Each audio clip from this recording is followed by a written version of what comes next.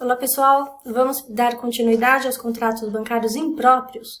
Como eu falei, são divididos em 4 modalidades, sendo a primeira a alienação fiduciária em garantia. Tá? Vou ler a definição e depois eu dou um exemplo para facilitar. O contrato de alienação fiduciária em garantia é um contrato instrumental, ou seja, um contrato, digamos que ele pode até ser um contrato acessório, porque ele depende de um negócio principal, em que uma das partes, em confiança, aliena a outra a propriedade de determinado bem, móvel ou imóvel, ficando esta parte, uma instituição financeira, em regra, obrigada a devolver àquela o bem que lhe foi alienado, quando verificada a ocorrência de determinado fato. Vamos colocar aqui um exemplo. Uma empresa quer adquirir um galpão para seus negócios, para sua fabricação aí de produtos. Como é um bem caro, ela vai precisar fazer um financiamento. Então, como ela precisa financiar, ela vai precisar fazer uma garantia. Ela vai dar um imóvel ou um móvel como garantia daquele contrato. E, eventualmente, se ela deixar pagar, né, deixar de cumprir o contrato principal, esse bem ele vai ser alienado para a instituição bancária. Tá? Então, por isso que ele é dado como garantia. Acompanhe aqui comigo. Diz-se que é um contrato instrumental porque, em regra, é formalizado com um meio para a concretização de um outro negócio principal. Assim, geralmente, está associado a um mútuo, servindo-lhe de garantia, tá? Ele é um contrato instrumental exatamente por isso, que ele não é o negócio principal. O negócio principal, até nesse exemplo que eu passei para vocês, é a aquisição do bem, né? Ele quer a aquisição do galpão. Mas para que ele conseguir isso, para ele firmar aquele contrato, ele vai ter que dar um outro bem como garantia. Feito todos os pagamentos, né? Concluído o contrato, aquele imóvel volta a pertencer ao patrimônio do empresário. Eventualmente, se ele deixar de cumprir o contrato, que essa alienação desse bem ele iria ocorrer. Tá? Ele fica lá como garantia, dependendo da concretização do contrato principal. Tá? Então, esse é o que nós chamamos de contrato de alienação fiduciária em garantia. Vamos para o próximo, que é o arrendamento mercantil leasing. Inclusive, é tema do trabalho de vocês, né? Mas vamos falar aqui brevemente sobre ele. Pode-se definir o contrato de arrendamento mercantil, também chamado de leasing, como um contrato especial de locação que assegura ao locatário a prerrogativa de adquirir o bem alugado ao final da avença, pagando, nesse caso, uma diferença chamada de valor residual. No leasing, é um contrato de locação. Então, digamos que é muito comum o pessoal fazer para carro, né? Mas não é só para veículo, tá? Qualquer produto aí, qualquer bem que há interesse aí da parte. Vamos colocar como exemplo um carro? Adquiro um carro, só que eu faço por contrato de leasing, né? E seria uma locação. Então, eu vou pagando mensalmente, vai ter lá um período do contrato. E no final, né, do contrato, a pessoa que adquiriu aquele bem, ele vai ter 3 opções, que ela vai ter que escolher uma delas. A primeira opção, acompanha aqui comigo, ó. Renovar a locação, tá? Quero renovar. Ou encerrar o contrato, não mais renovando a locação e também devolvendo o bem, porque é uma locação. Ou terceiro, comprar o bem alugado, pagando o valor residual, pagando a diferença que falta para complementar aquele valor, né, que nós chamamos de valor residual. Então, por ser um contrato de locação, ele não tem a propriedade, né, o veículo, o imóvel, que seja, né, o bem, ele vai estar em nome geralmente da instituição financeira, por isso que não é dele, é uma locação. Assim que concluir, ele vai ter essas 3 opções, tá? Ele não é obrigado a comprar no final. Ele não é obrigado a devolver no final. Ele vai ter uma dessas 3 opções. Mas uma modalidade é a fatorização, fomento mercantil ou factor também conhecido. É muito comum no mercado os empresários concederem crédito aos seus clientes. E dessa forma, os valores a serem recebidos, eles ficam mais para frente, né, com data futura. E isso faça com que alguns empresários percebam uma necessidade de administrar melhor os seus créditos, ou até mesmo, né, a necessidade de antecipar alguns valores para pagamento de contas, funcionários, para administrar o negócio.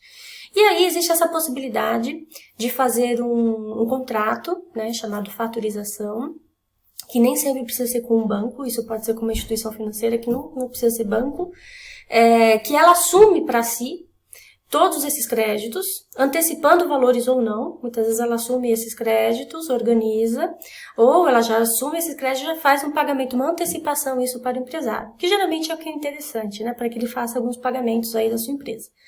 Ela assume como esse ato, aqueles créditos, eventualmente se o cliente ficar inadimplente, ela vai fazer a cobrança, ela que vai fazer essa administração. Então vamos ler, referente a esse contrato aqui no slide.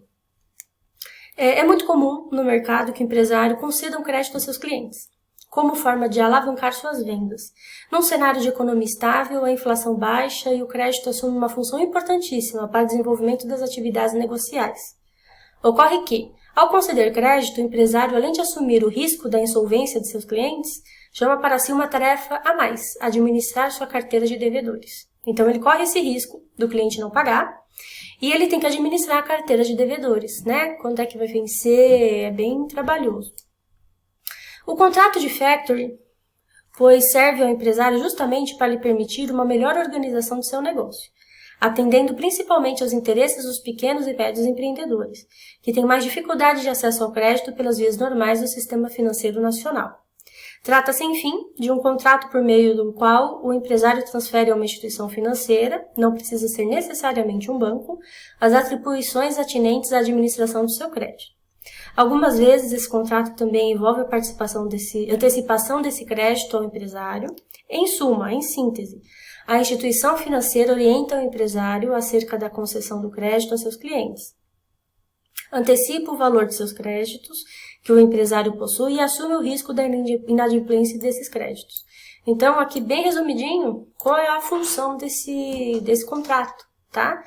Geralmente é bem interessante para empresários menores, empresas menores, porque ela não tem essa facilidade de conseguir crédito no mercado, né?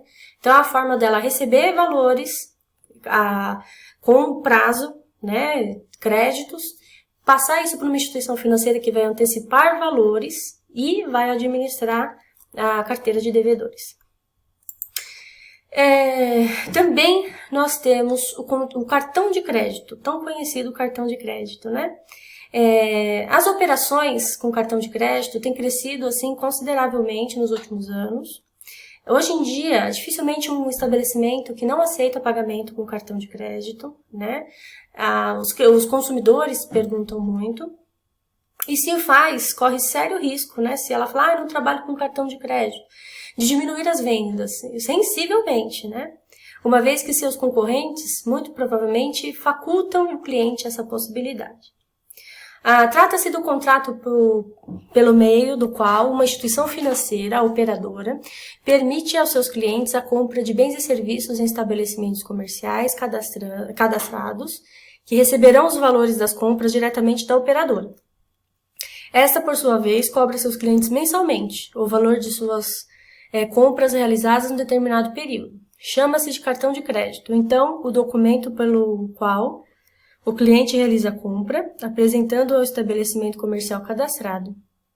Do que foi exposto, pode-se distinguir 3 relações jurídicas distintas numa operação de cartão de crédito, né? Primeira, da operadora com seu cliente, do cliente com o estabelecimento comercial e do estabelecimento comercial com a operadora. A instituição financeira, ela cobra dos seus clientes mensalmente, mas via de regra, ela faz o pagamento antecipado para o estabelecimento. Tá? Então, essa é mais uma modalidade. Vamos para a próxima? Vamos agora para mais uma espécie de contrato empresarial, né? A última espécie que nós vamos falar nas aulas, referente ao contrato de seguro. O contrato de seguro, ele é bem antigo, inclusive ele teve a sua fase inicial lá na origem do direito comercial. Como funcionava? Os comerciantes enchiam os navios com a sua mercadoria, só que muitos acabavam tendo problema com naufrágio, né? O navio naufragava e perdia toda a mercadoria, ou também com corsários, que eram alguns outros navios, né, com a autorização do país de origem, atacavam os navios E isso fazia perder mercadoria, era um prejuízo enorme para o comerciante. E com base nessa situação, vários comerciantes se reuniam, cada um pagava um valor, uma quantia, eles faziam tipo um caixa, e se acontecesse de um navio deles, né, então são vários comerciantes, e se um navio naufragasse, a pessoa que foi atingida com esse problema, ela poderia resgatar o valor que foi juntado ali pelo grupo, tá? Nós chamamos de mutualismo, né? Eram esforços em comum para tentar diminuir o prejuízo daquele que sofreu aí com o ataque ou com o naufrágio. E isso foi o nascimento do contrato de seguro, né? Hoje nós temos seguros de diversas modalidades, seguro de automóvel, seguro de vida, seguro de da empresa, inúmeros. Então foi com base nisso que surgiu esse contrato de seguro. Atualmente, né, ele é regulamentado no Código Civil, né, e inclusive, olha, no artigo 757, eu quero que vocês leiam aqui comigo, ó. Pelo contrato de seguro, o segurador se obriga, mediante o pagamento do prêmio, a garantir o interesse legítimo do segurado relativo à pessoa ou à coisa contra esse risco pré-determinado. Então, como funciona? Eu tenho um risco, né? Eu moro num país, eu tenho um veículo. É um país violento, né? Esqueci de complementar. E eu tenho um veículo, né? E diante dos índices aí de violência, acontece muito das pessoas serem roubadas. Então, eu tenho um risco. E aí eu faço o quê? Eu ofereço para a seguradora assumir esse risco. Né? Eu tenho um risco, ele existe, eu não sei se ele vai acontecer, mas se acontecer, eu vou ter esse prejuízo. Eu transfiro isso para a seguradora, pagando para ela um valor chamado prêmio. Não é o prêmio que eu vou receber da seguradora. Na verdade, prêmio paga aquela pessoa que quer ter o seguro. Ela paga o prêmio para a seguradora recebe aquele valor e ela, nesse ato, assume para si o risco daquele segurado. Então, se eu estou dirigindo meu veículo e eu fui abordada, fui roubada, por exemplo, eu vou acionar a seguradora, porque é um dos elementos do contrato, né? Aconteceu o risco, teve o sinistro, né? Nós chamamos de sinistro. Entre em contato com a seguradora vai apurar a situação e ela vai proceder com uma indenização. Então, o segurado paga o prêmio para ter o seguro. Quando acontece o sinistro, a seguradora paga a indenização para aquela pessoa, tá? São contra-riscos pré-determinados. O que significa isso? Na apólice já consta se for roubada, se for furtada, se for um incêndio, né? Se foi uma colisão. Então já tem lá os riscos, né? Que a seguradora vai assumir, como também tem as exclusões. Né? Vocês vão ver, eu acho que no próximo slide que eu deixei lá, que as exclusões seria, por exemplo, no caso de dolo. O dolo está excluído, né? O dolo é intenção. Fui lá e coloquei fogo no meu carro por intenção, a seguradora não vai assumir porque é um risco que eu causei, um dano que eu causei, né? Daí, nesse caso, não haveria cobertura do seguro. Então, acompanhe aqui comigo, aqui na parte de baixo, ó. O Código Civil ainda estabelece, no parágrafo único desse dispositivo, que somente pode ser parte no contrato seguro como seguradora entidade para tal fim legalmente autorizada. As seguradoras são regulamentadas, né, pela SUSEP, Superintendência de Seguros Privada, e de acordo com o artigo 758 do Código Civil, o contrato de seguro prova-se com a exibição da pólice ou do bilhete de seguro. Na falta deles, por documento comprobatório do pagamento do respectivo prêmio. Esse dispositivo deixa claro que o seguro é um contrato consensual que se aperfeiçoa, pois por mero acordo de vontades entre as partes. Então, é um acordo de vontade entre as partes. Como é que eu provo que eu tenho seguro? Mediante a apólice. O que é a apólice? É o documento que é emitido pela seguradora, que complementa o contrato de seguro. Também tem a seguinte informação. O comprovante de pagamento. A pessoa tem que efetuar o pagamento, né? Se não for efetuado o pagamento, ela perde a cobertura securitária, tá? Que seria o prêmio. Vamos para o próximo slide. Ressalta-se que esse acordo de vontades no contrato do seguro dá-se pela simples adesão do segurado às cláusulas previamente estabelecidas pelo segurador, uma vez que se trata de contrato de adesão. A seguradora estabelece o contrato, porém esse contrato ele está regulamentado, né? Então não são cláusulas simplesmente que a seguradora vai colocando, ela precisa ter essa regulamentação. Até, para continuar aqui, até para ficar mais fácil, Essas cláusulas, é bom destacar que são regulamentadas por um órgão estatal específico, a SUSEP, a Superintendência de Seguros Privados, nos termos do que dispõe o Decreto-Lei 73 de 66, com atualizações promovidas pela Lei Complementar 126 de 2007, o que faz com que o seguro seja qualificado também como contrato dirigido. Ele é um contrato de adesão, porque o segurado ele adere às cláusulas já estabelecidas pela seguradora, mas ele é dirigido por quê? Porque ele está sendo regulamentado pela SUSEP, né? E a lei também, né? Além do mais, uma característica típica. O próprio Código Civil também se preocupou com esse dirigismo do contrato seguro. Nesse sentido, por exemplo, dispôs no seu artigo 762 que nulo será o contrato para garantia de risco proveniente de ato doloso do segurado, do beneficiário ou do representante de um ou de outro. Então, lembra que eu falei para vocês sobre as exclusões? Né? Então, a gente tem uma lista de exclusões que não estarão cobertas pelo seguro, inclusive o dolo, né? A intenção. Coloquei até uma bonequinha aqui que tocou fogo de propósito ali. A característica do seguro, né, do contrato de seguros é uma característica típica, que é a mutualidade, que eu até comentei para vocês como ele originou, né, com a união de esforços. Cada um paga um pouco, né, e eventualmente se um tiver um sinistro, ele vai ter indenizado, né? Continua com essa característica, tá? A diferença é que quem vai administrar isso é a seguradora, não é mais as pessoas, e como eu comentei lá no comecinho, isso é administrado pela seguradora, né? Então, no seguro de carro, no seguro de veículo que nós fazemos, eu pago, cada um paga um valor, eu pago 1.000, outro paga 2.000, juntando esses valores, ela vai ter um caixa. E, eventualmente, quando acontecer o sinistro, ela vai pegar daquele caixa e indenizar 1, 2, 3, as pessoas que tiverem sinistro na vigência da pólice, né?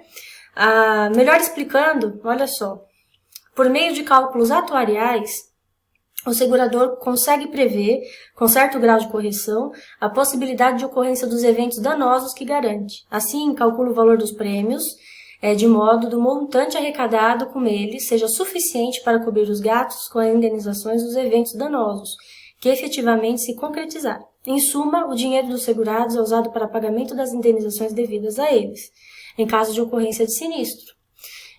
A seguradora ela consegue fazer um cálculo atuarial para pelo menos saber a estatística. Então, ela consegue saber, num CEP de uma rua, quantos sinistros tiveram naquele CEP, modelo do veículo, perfil de quem está dirigindo, né? Uma pessoa, isso no seguro de carro, né? Mas isso em todos os seguros, é uma forma geral, é só para exemplificar.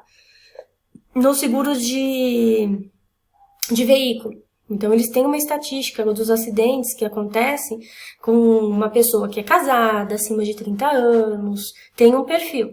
Agora, uma pessoa de 18 anos, solteira, tem um outro perfil, ela tem uma outra rotina. Então, com base nesses dados, nessas informações, ela calcula, né, ela faz uma estatística, um cálculo atuarial, e ela estipula o valor do prêmio, né? O prêmio é o valor que o segurado vai pagar para ter seu veículo coberto, né?